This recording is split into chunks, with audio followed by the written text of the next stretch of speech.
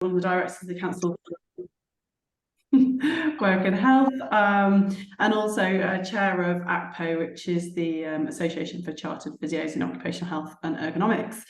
So today's panel discussion, we're going to be talking about the revising SEQOHS standards and staying relevant for the future of occupational health and wellbeing. And we've got a fantastic panel today. So we have Dr. Robin Cordell, who's the chairman of Cordell Health in the SEQOHS Standards Review Lead.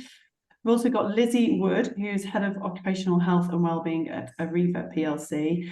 And then we've got Nicky Lomax, who's she's actually a SEQOHS assessor, but also a physiotherapist at Metro Health. So in terms of, to kick off, I'm going to ask Robin to kindly give us a quick overview of the review of the standards, but then also ask Nicky and Lizzie to introduce themselves, but also what their sort of connection is to the subject. So if Robin, you could start first, that would be wonderful. Thank you. Yeah, thanks very much indeed, Nick. And yeah, it's great to see everybody on the call. As Nick says, I'll just give a very sort of quick sort of verbal run through of the background, really, which hopefully will inform a rich discussion, as Mandy says, because that's the purpose of this, really, a discussion rather than just presentation, shall we say. So therefore, just quickly, the first thing, of course, always start with why. So why are standards important in occupational health? And what we felt in the SEQOHS Standards Review Steering Group is that we wanted to ensure that we provide assurance. We also felt that we were promoting continuous improvement in quality. So not just assurance the standards are met, but we're moving forwards. And above all, really, value, so that in ways that I'll describe in a moment. So in terms of value, one of the key things is who does SEQOHS, in this case, deliver value to? And we felt that there were a number of groups, but the key ones really were starting with the purchasers and commissioners of services, that people actually get what they are paying for, really, should we say. And also this includes government, and many of you may well have responded to the occupational health Working Better consultation that finished on Wednesday of last week. And I'll allude to that in responses to questions, perhaps. The next group really are the providers themselves. So whether in-house or commercial providers like we are in our own company, what we're able to do really is to benchmark really our services. And I should say this goes right across the piece of providers, including those that contain a physiotherapy element. And it's great to see Nick and Nicky on the on this panel today. So if that's who we deliver assurance to in SEQOHS, we then had to look at, well, how do we actually deliver value in occupational health? And I've used a sort of an analogy really of a sort of factory process, that things come in as inputs, and that's people and other resources. There's a quality process that leads to delivering outputs that add value to the customers. And ultimately, and this I think is absolutely key, does this actually add value in terms of an outcome to health and work? And there are also some cross-cutting themes as well. So what we did with the standards for 2023 is to realign what were existing 6 domains of standards along that sort of framework. So if we think of resources and processes, we saw that those were key standards that we need to capture together. They were generally within the existing standards, but the new standards are the outputs and outcome standards that we've developed and are put in what's called domain 3 of the new standards. And certainly Nick and Mandy have contributed to this, and indeed others in the call today. Christina Butterworth, I can see, for example. So quite a lot of people have contributed those outcome measures, or output and outcome measures, which are new. But we still need to retain those other cross-cutting themes. So governance is certainly one of them, effective information systems and information security, and also ways of looking at how organisations themselves assure themselves of their own quality processes as they go along. And the sixth domain is what we call sector-specific standards. So that's really how we've aligned it. So just my final sort of comment here. What we're hoping to do really with the SEQOHS standards review is four things. First of all, to enable providers to demonstrate that they meet the assurance standard through what they actually do. So what we're trying to do is to avoid lots of additional work that actually doesn't add value to your business day to day. So we're hoping that that what people do can be assured as ways of meeting the standards which were produced on the 16th of June and will be fully launched in next month. And as part of that, we hope therefore to reduce barriers to accreditation, because there's quite a lot of people working towards accreditation where, having spoken to them, there are certain things that have been preventing them really demonstrating what it is they actually do deliver. And part of this has been to remove some duplication and really overall enhance the, if you like, the benefit cost ratio. In other words, the benefits of being SEQOHS accredited to that service outweigh the cost in terms of time and money to actually demonstrate they meet the standards. And also what we're doing is two other things. First of all, making it clear for purchasers and commissioners what providers actually are accredited for, because not all providers are the same. Some, for example, may major on health surveillance, some indeed major on physiotherapy provision. But what we're trying to do, though, overall, the main aim is to promote the standard of occupational health service delivery nationally, not setting standards more than we would expect from any occupational health provider, but really promoting continuous improvement so that everyone benefits in the end. So that's all I was going to say by way of sort of introduction as to what the standards are about. And many things perhaps will be picked up, in the questions that we're going to suggest. Great, thank you, Robin. That's a fantastic overview. Lizzie, would you be able to just give us a brief introduction of yourself and your link to SEQOHS? Hi, Lizzie Wood. I've got 40 plus years in the occupational health field, both private sector and public. Recently retired from the NHS after a long period of time as head of services. I'm now on the other side of the blanket in the private industry at Arriva Trains UK. And it's interesting for me to look at the SEQOHS standards and learn as they stand down for the future when trying to manage an external provider into a company, which is what I'm doing currently. So that, for me, is one of the prime drivers of the value of occupational health standards within SEQOHS, so that we can make sure that whatever we are purchasing is of the standard we expect for the industry that we are in. And that, to me, is invaluable in making sure that our workforce gets the care and support that it needs, as opposed to a blanket approach of what other people think they need. And for me, the SEQOHS standards are about that. I've been a SEQOHS assessor in the past, and I've always enjoyed the fact that different industries function differently, but the standards apply right across the board. They're broad enough to give that assurance in all of those industries, whether it's public or private. So I've got a real fascination how other people apply those standards and how they function within that structure. So that's why I'm doing what I'm doing. Great, thanks, Lizzie. And Nicky? So my name's Nicola Lomax. I'm a physiotherapist by background. So I've worked within sort of occupational health for around 15 years now. I'm a director of a physiotherapy company in Merseyside that sort of supplies physiotherapy sort of into industry, as well as managing sort of remotely and people coming into clinic, sort of having sort of occupational health physio appointments.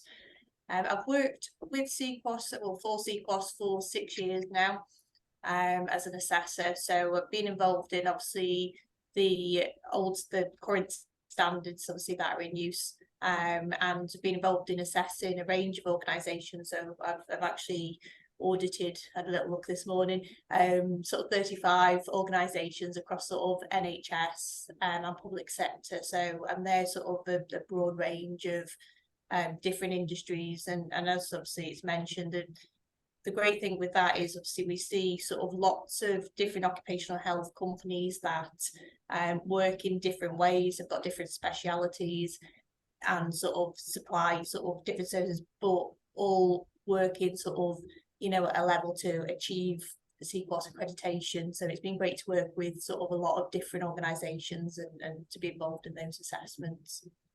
So that's me. So yeah, so physiotherapist by background, but sort of covering sort of the whole sort of occupational health sort of area.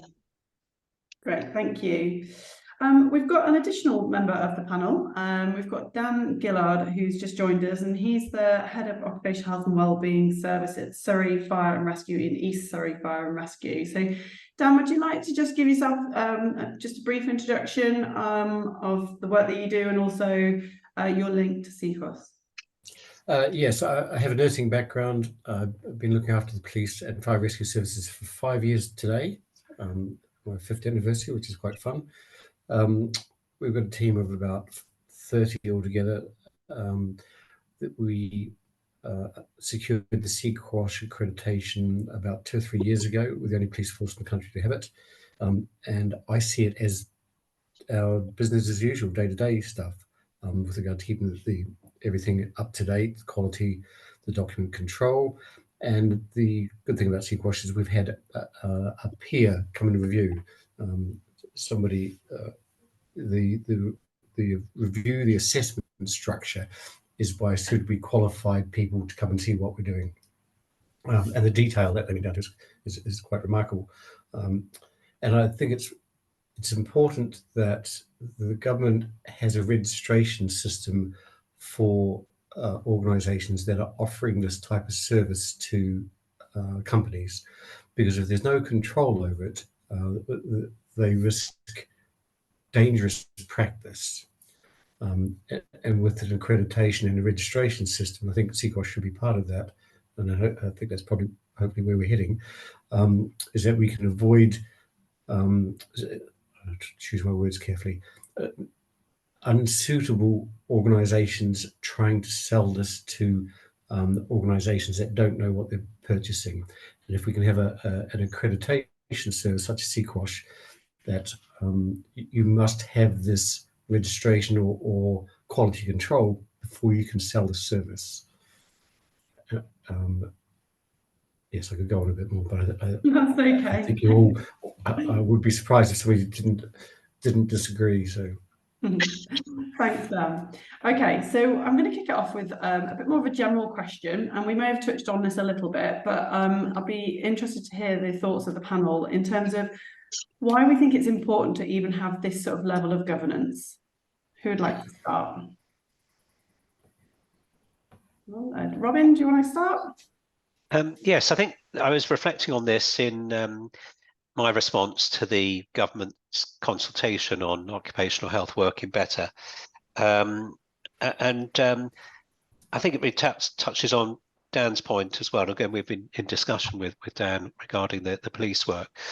But to my mind, really, and this is I'm actually quoting here what I put in my response because I thought it may be helpful, but it is that the reason it's important to have this level of governance in its essence is that accreditation provides assurance to purchasers and commissioners, the beneficiaries of occupational health provision, so those people we actually see, and the accredited service themselves as benchmarking that the service meets what we consider to be a simple and clear baseline for minimum levels of occupational health support. One of the things in the consultation is they're talking about a national standard and whether there should be various tiers. But to me, really, this is really about ensuring that all services meet the minimum level that we agree is required, given that there are some people who are much better than that, but we would also encourage everyone to be continually improving. But the bottom line is that there's assurance that people do what is required in each of the various areas of occupational health provision. Thanks, Robin. Anyone else that would like to add to that? Yeah, Lizzie? I think one of the issues that I constantly wonder around with accreditation and a national standard and mandatory, if that's the word we're all avoiding using, is why do all other healthcare providers of any level of healthcare have to be nationally registered when we don't? And I think given the level at which we respond, the kind of impact we can have on somebody's life, work, income, psychosocial standing in the communities, employment opportunities, that's a serious thing for us to be handling. And as we know, those cases are getting more and more complex. Why wouldn't we have a mandatory registration process would be my question. And I do appreciate that that's a very wide and large argument and debate to be had. But ultimately, that's the question. Why are we different? Why do we potentially feel in some of our fields that we are different to all other healthcare providers when actually we're not? Thanks, Lizzie. And I think it is something that we will certainly come on to discuss, definitely. Has anyone got any thoughts about why it's important to have this level of governance, perhaps even from the actual service provider themselves? Nicky, do you have any thoughts on that? Yeah, so obviously there's so many different organisations and so many different structures. So sometimes sort of within sort of occupational health, you know, you've got the occupational health department, which is then sort of, you know, overseen by those other stakeholders and so on involved. And it's making sure sort of that those other stakeholders understand the importance of occupational health and the importance of having sort of these clinical governance sort of structures in place. So without sort of particularly sort of having specific sort of requirements, sort of meeting these standards, enable sort of the occupational health department to be able to go to sort of the wider people that are involved in the management of that contract and say, well, we actually need this in place for this reason. We need this in place, you know, because it's, you know, it's the standard. There is, you know, something there sort of that tangible that they can see. So it's, you know, in terms of sort of having governance, it also allows sort of the people who are buying the service to know sort of what they are going to get. And again, you know, sort of looking at sort of the physiotherapy sort of side of things, you know, there's a difference between sort of, you know, physiotherapy companies that specialise in occupational health and those who just provide a musculoskeletal service. So we're just sort of proving sort of that we do have sort of those more specialist knowledge within occupational health, and that goes across sort of the board for other areas of occupational health as well. Okay, thank you. So just touching on that a bit further then, in terms of benefits, perhaps for the services going for the SEQOHS accreditation, what's the panel's sort of thoughts on the overall benefits for actually going through this process? From a sort of an assessor point of view, you know, we obviously, you know, sort of involved with organisations going through from when they sort of submit their sort of evidence. You know, we're involved in sort of looking at the first round of the evidence that they do, and then sort of, you know, leaving comments, leaving feedback. So we're actively sort of, you know, sort of giving sort of the organisation sort of information about, you know, sort of trying to get the information out of them of what they are currently doing. As Robin said, sort of, you know, every organisation does things slightly differently, and we don't want to sort of channel organisations into doing things, you know, one particular way. We want to see what they're doing currently. If it's of an excellent standard, you know, we'll recognise that. So we, as you go through the process of, you know, the organisations are learning things from going through the process as well, and we give sort of that support and that encouragement and that feedback. Yeah, absolutely. Lizzie, do you have any thoughts on that? I think you're right, but I think what worries me most about governance is differing standards of governance that we can't pull in. And for me, the SEQOHS system allows for that standardisation, and an accreditation indicates that you met a minimum or a medium standard of that accreditation, and therefore you are safe to interact with. You are considered safe by a professional body, our governing body, if you like, to produce that for those customers. There has to be a safety net for them. And for me, that accreditation from SEQOHS is exactly that safety net. Without it, we could be offering just about anything. And those of us who've been assessors or current assessors have been to services that really were not meeting the level of standards required. There was a lot of work yet to be done to meet what we would consider to be an appropriate standard. I think the customer who is paying for this services that we offer should at all levels be assured of the competence and the governance that we are meeting a national, a guidance, a legislative, whatever it may be, level for their industry or their needs. Without that, we are putting our own reputation and that of everybody else in the discipline at risk. Yeah, absolutely. Thank you. Dan, have you got any thoughts on this in terms of a service sort of been accredited and your experience and perhaps the benefits of what the service has gained? Yes, we're internal, so all our staff are employed internally, but we were able to display to the directors of the fire rescue services and the police and the chief constable that what they had in-house was bona fide and up to the quality, the best quality that they could show, because they could take, rather than just taking my word for it, having the accreditation showed that the assessment structure, people had come in and said, yes, what you have is of good quality. And going through it, it made us finish up some of those fine detail, which we hadn't quite got around to doing before we started the process, right down to the detail of things like the temperature control on the fridge and making sure that the fridge was locked. And yes, we did all that. But when we were submitting the application, we said, "Oh, where's our printout? Oh, we've never got around to doing that last little bit." So it made us cement what we were doing right down to that absolute detail, and then showed the people that were paying our wages that we were considered of good quality. And with that, because we work in a collaboration and it had been going 3 years, and also because it was ticking over okay, they were happy to extend the collaboration for another 5 years, and so the timing on that was very good for us. Okay, that's great, thank you.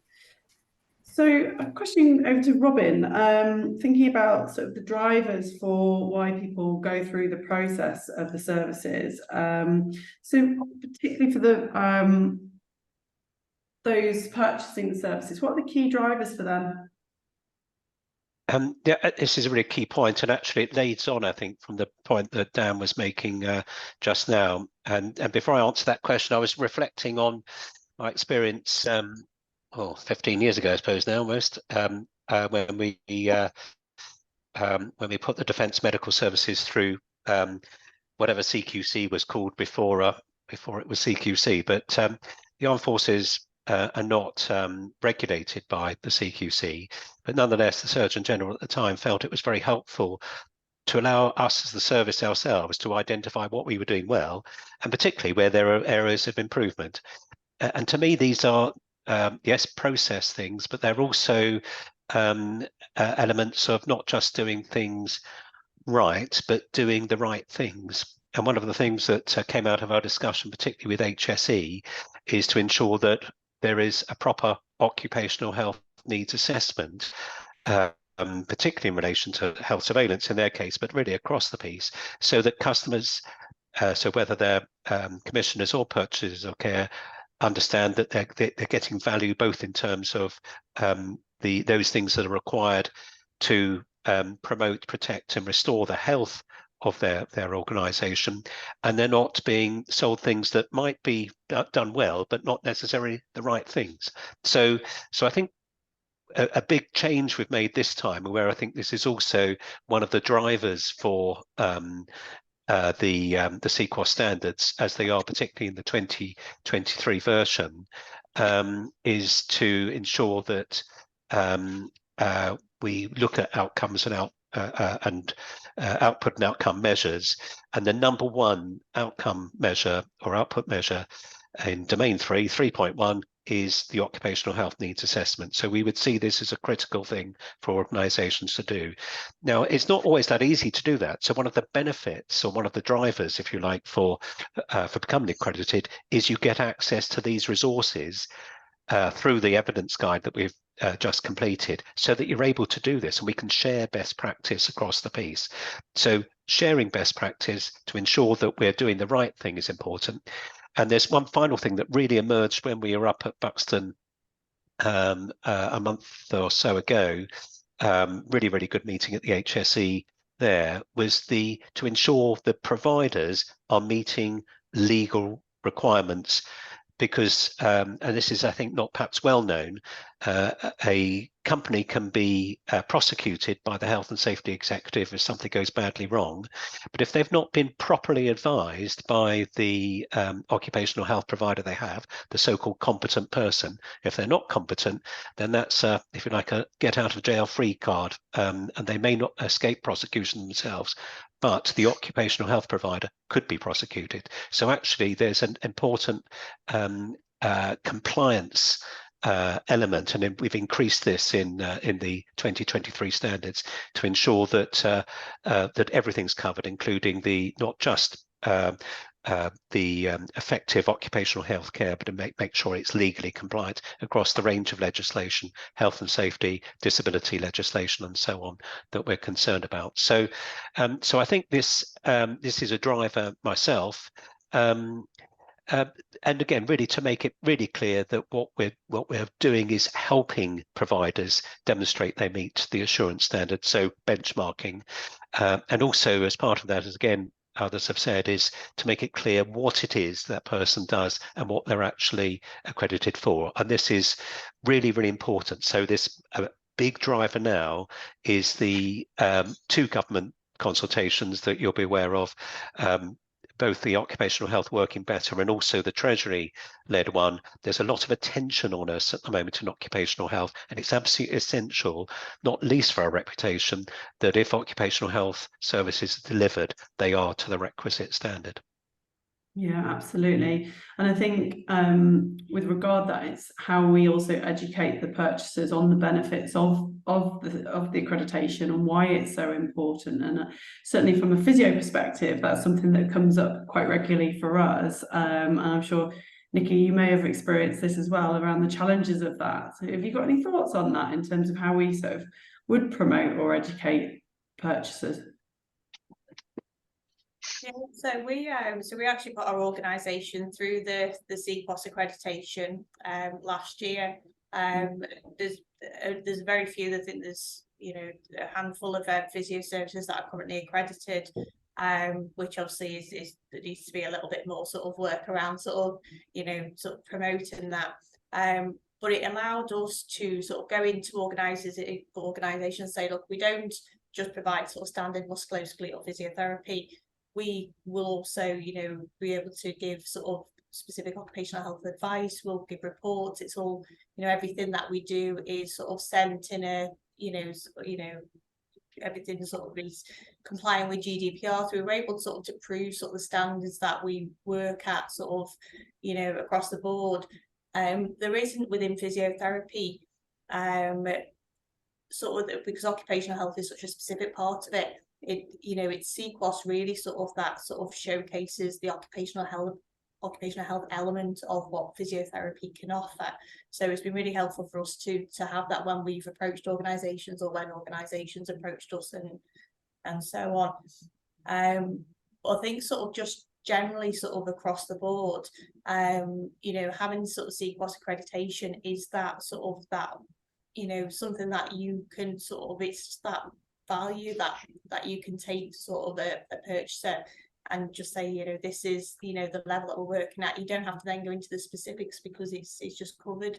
And most organisations now are aware of SEQOHS. They know sort of generally sort of what the standards involve.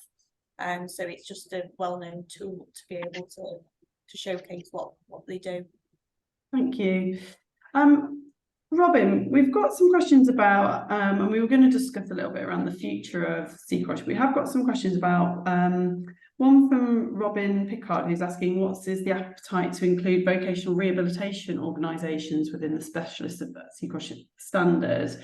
Because people are aware that there has been a physio standard before, but do you want to explain a little bit in terms of perhaps how that's changed with the revised standards, and if there's any sort of thoughts about other organisations that may be included in it going forward? No, thanks very much. And this is a really important point which we did discuss, including with Joy Raymond from the VRA. Again, one of our colleagues on the board of the Council for Work and Health. And the short answer is that we feel that occupational health provision should be, and in terms of the standards particularly, is generic. These are standards that need to be met. And there may well be a range of professionals that may meet that standard. And really picking up Nicky's point again just now, that and we do this certainly with the physiotherapists we have in our own company. It's very difficult to separate out, let's say, a musculoskeletal problem, or in the context of rehabilitation, is this about their physical health or the mental health?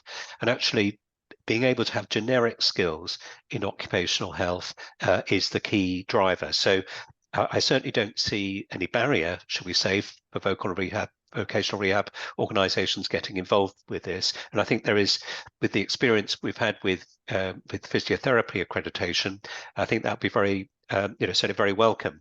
But what we're looking at, therefore, and we're actually having a meeting with Nick and Tracy Atkinson from ACPO in a week or so, to look again at the evidence guide to make sure we've captured all the good things that have come out of the physio work particularly, but really in this context where we're saying it should be generic, but if there's certain things specifically you're doing, and physiotherapy or vocational rehab could be one of those, that we can actually capture that in terms of what people are accredited for.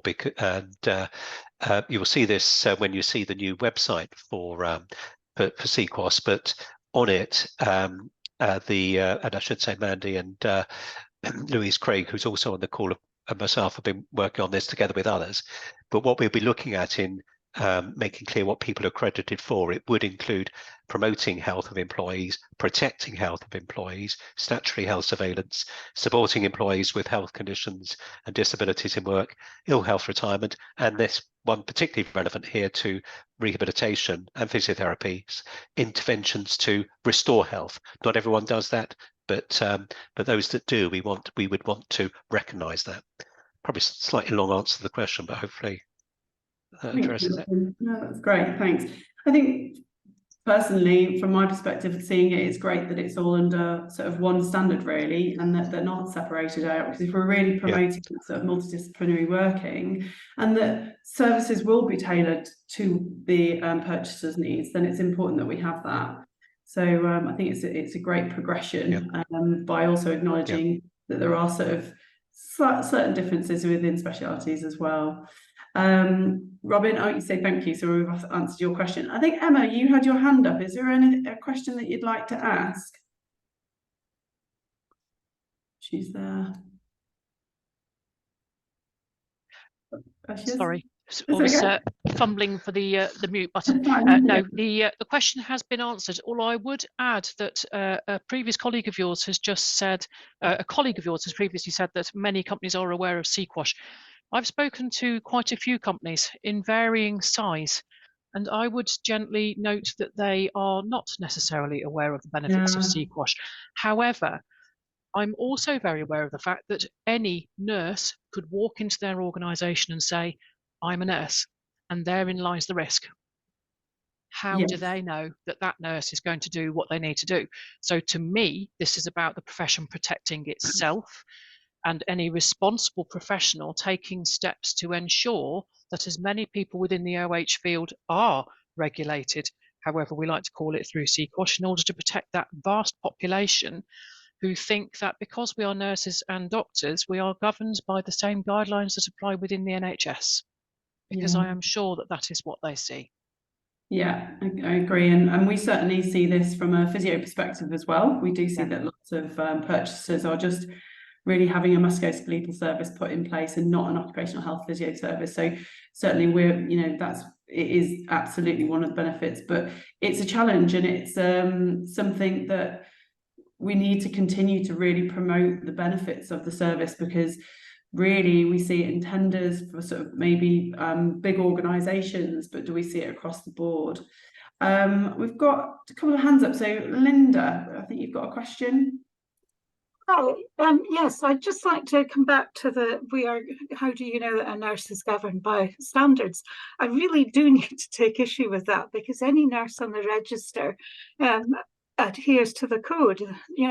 There's absolutely no question about that, and that's regardless of any other qualifications, accreditations, or affiliations that she has. I feel quite strongly that point should be recognised. Yeah, I think the point, and maybe Emma would like to come back in on this, but I think the point's more around in the relation to specifics on occupational health rather than as general practice. Yeah, definitely, that's what I meant. Sorry for any misunderstanding there. It was literally the fact that a nurse could walk in, can say, I can do this and that and the other to help you, Mr. Employer. And a small employer may just see a nurse or an asset that is affordable. But what other guarantee do they have that this is a relevant service to them in light of the employer's needs and of the overarching requirements?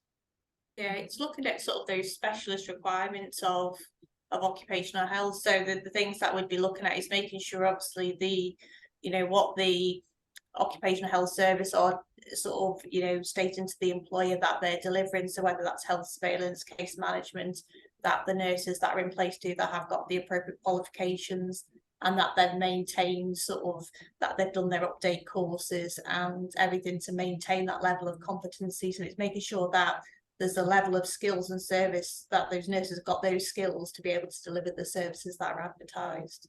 Yeah, thanks, Nicky. And Anne has just put on the chat, the problem is that registered nurse without specialist qualification in OH may not know what they don't know. And I think we're all in agree with that.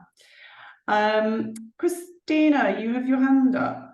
Would you like to? Yes, I do. Yeah, just coming back on what Emma said. So 2 things just to be aware of. The Faculty of Occupational Health Nursing have been working with the National School of Occupational Health and have recently issued a statement around qualifications and titles for occupational health nurses to clarify who may or may not be competent at different levels. And today the faculty launches its accreditation scheme so that we can actually assess nurses working in occupational health to determine whether they have the knowledge, skills and attributes to go on our, what do you call it? It's not a register, it's a directory, so that people know what they're actually purchasing.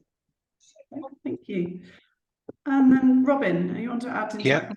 Yeah, no, I was, yes, and we've been working with Christina and indeed with obviously with Nick and on the physiotherapy side, because there are 2 elements of this. There is, first of all, the competent people, and the bottom line we've said in terms of working in occupational health is that the individual practitioner should be part of a regulated profession, so HCPC, NMC, GMC and so on, because there are professional standards they have to meet. But Anne in her comment has absolutely made the point that somebody may be professionally competent, but they just may not know that they haven't got the competence for this role.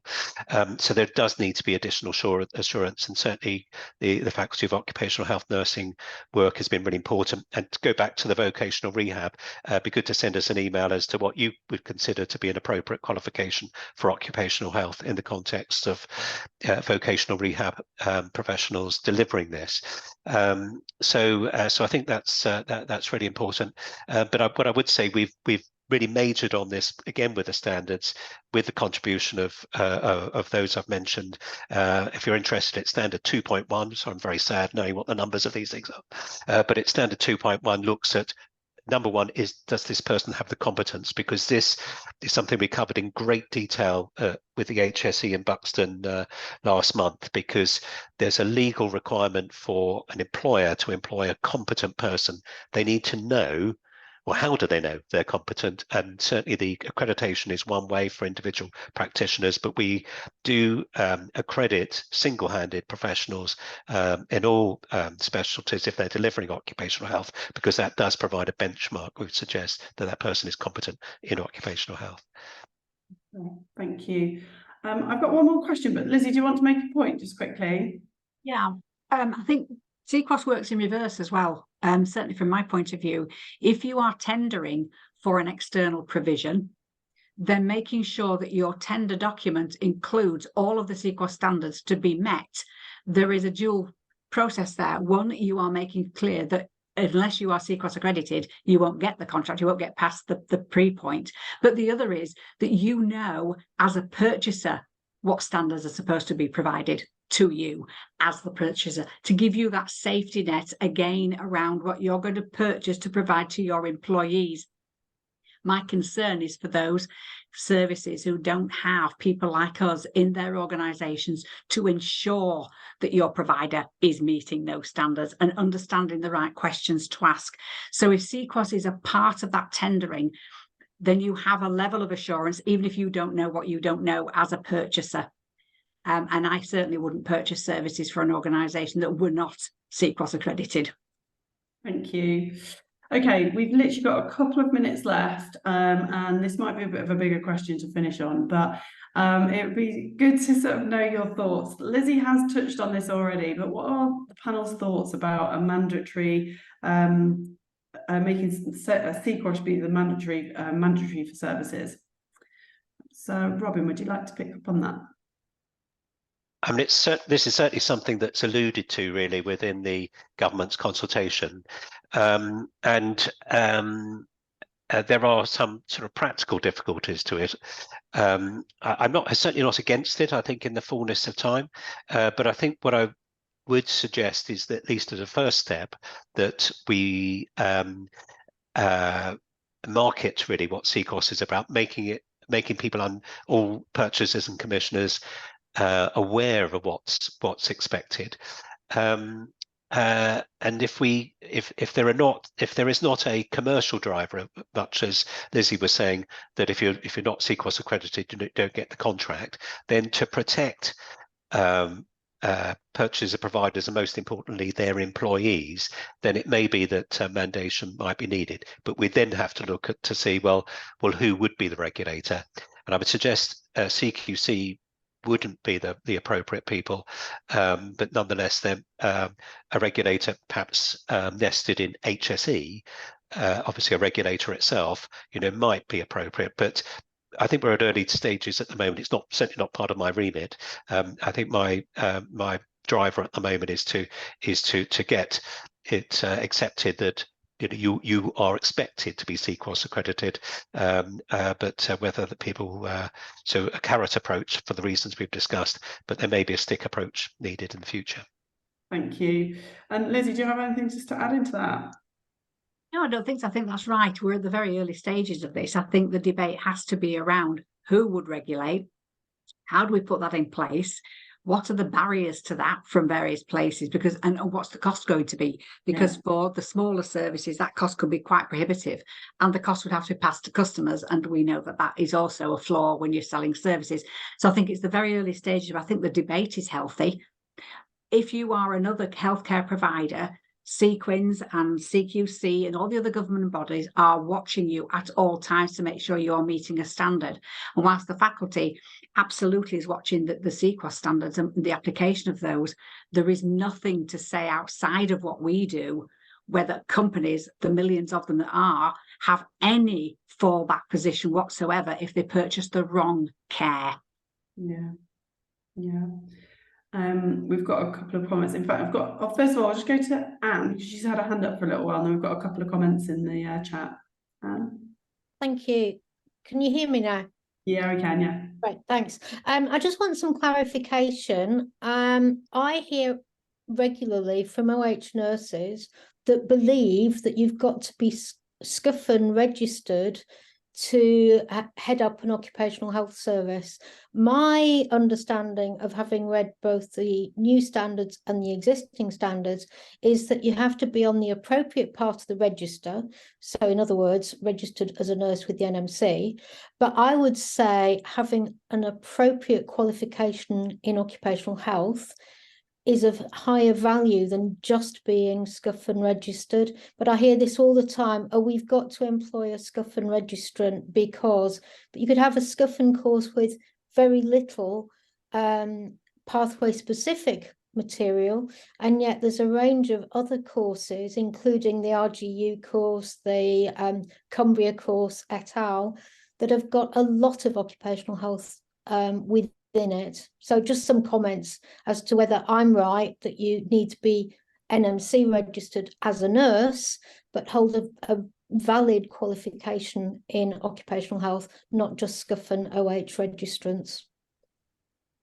Is it worth me responding to that, Nick? Do you think? Yes, Short answer is no, you don't, to meet the SEQOHS standard, because we're really focused on competence, but yes, there is a minimum level of qualification that has been done. So we've been working, as I said, with Christina and others on a qualifications guide, which is just going to the FOM board at the moment, and we've shared that with Christina as well, and taken into account the comments she's made. But the bottom line is that we're seeking to expand occupational health